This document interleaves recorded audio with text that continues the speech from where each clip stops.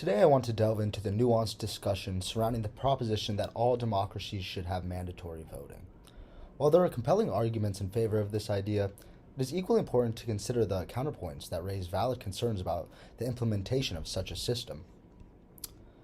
Upon the affirmative side, proponents argue that mandatory voting reinforces the civic responsibility, that ideas and participation in elections is a civic duty, promoting a sense of responsibility among citizens. We can also go over ideas such as exclusivity. It ensures that a broader spectrum of our society, even including marginalized groups, has a voice in shaping the government, leading to more inclusive policies. Stabilizing our democracy is among the forefront of the pros list. Higher voter turnout may contribute to a more stable democracy by preventing the election of extreme candidates due to increased moderation in decision making. Additionally, mandatory voting is seen as a measure to provide a platform for a more diverse range of voices in the political process. However, we can carefully examine the counter arguments. One of the primary concerns with mandatory voting is the potential infringement on our personal freedoms. And some may argue that the right to abstain is as crucial as the right to vote. Democracy, by definition, is rooted in the freedom of choice.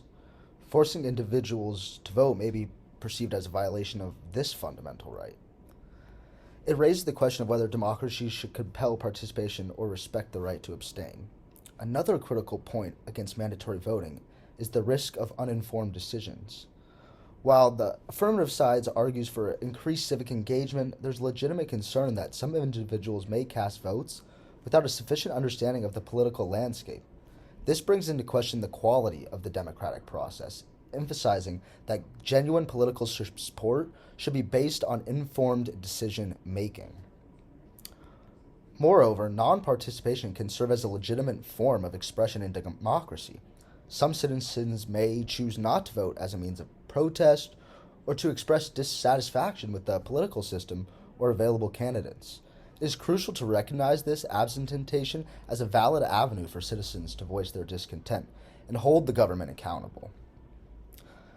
In conclusion, while the affirmative argument highlights the potential benefits of mandatory voting in terms of civic responsibility and inclusivity, we must consider the counter-arguments: personal freedoms, the risk of uninformed decisions, the legitimacy of dissent through abstention, and the spectator of government overreach are all crucial aspects that call for comprehensive thought and evaluation of the proposition that mandatory voting should not be allowed in nations around the world.